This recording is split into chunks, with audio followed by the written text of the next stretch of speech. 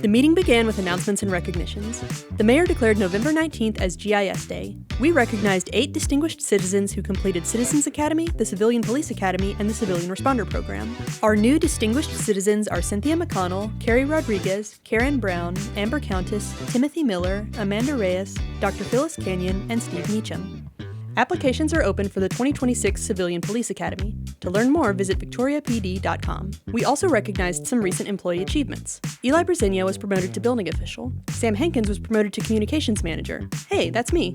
Elijah Ramos was elected to serve as the East Region representative of the Texas Recreation and Park Society's Future and Young Professional branch. The communications team earned state honors from the Texas Association of Telecommunications Officers and Advisors for our Town Talk podcast and for the Beetlejuice PSA in collaboration with the Victoria Police Department. And Parks and Recreation took home the gold in the truck and trailer event during the East Region Texas Recreation and Park Society Maintenance Rodeo. During items from council, Victoria County Animal Services Director Mark Sloat presented information requested by Mayor Pro Tem Andrew Young on the subject of feeding stray or feral cats. While people who feed loose cats may have good intentions, it can cause problems, such as teaching cats to gather near sidewalks and roadways and attracting wild animals that can spread diseases or become aggressive to pets. City ordinance requires anyone feeding outdoor cats to spay or neuter the animal, and state law further requires the animal to be vaccinated. Otherwise, they can multiply, spread disease, and become a nuisance. Because of this, stray cats should only be fed as part of a trap-neuter-return program, and never near public roads or sidewalks. There was one item with a public hearing.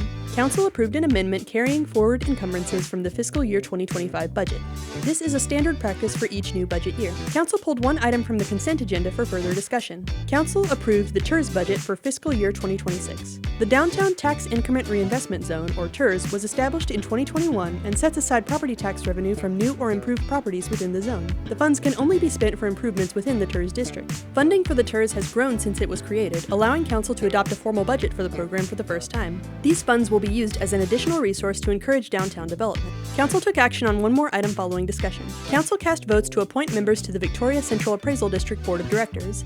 The Board of Directors consists of representatives elected by the local taxing entities, as well as 3 members elected by the citizens of Victoria County and the Victoria County Tax Assessor. Council cast 986 of its allowed votes for Councilwoman Jan Scott and 1 additional vote for Micah Patton to help preserve the city's stake on the board. Council also heard 2 city manager reports. Assistant City Manager Gilbert Reyna provided an update on the stormwater drainage utility study. Council and staff are exploring the possibility of creating a stormwater drainage fee, which is a common mechanism that cities use to help fund drainage improvements. Council heard several options for tiered structures for residential properties based on the amount of land that is covered by homes or other structures. Council expressed interest in proceeding with a $5 residential fee with no tier structure, which would save on administrative costs and keep Victoria's residential fees lower than the state average. This presentation was solely for informational purposes and no action was taken. Finally, City Manager Jesus Garza provided an update on the implementation of civil service and collective bargaining for the Victoria Fire Department, both of which were approved by voters during the November 4th general election. The Civil Service Commission will oversee policies related to hiring, promotions, and disciplinary measures for the Victoria Fire Department, including physical and written exams for hiring and promotions. The Commission will create and adopt regulations as allowed by state law.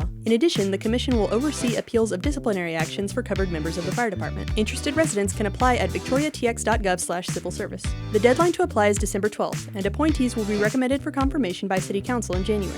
Residents with experience in policymaking, legal or labor relations, human resources, and management are encouraged to apply. Once the Civil Service Commission has been appointed, the city will focus on implementing collective bargaining, the other measure that was approved by voters. Formal bargaining negotiations are expected to begin in the spring and be finalized in the summer.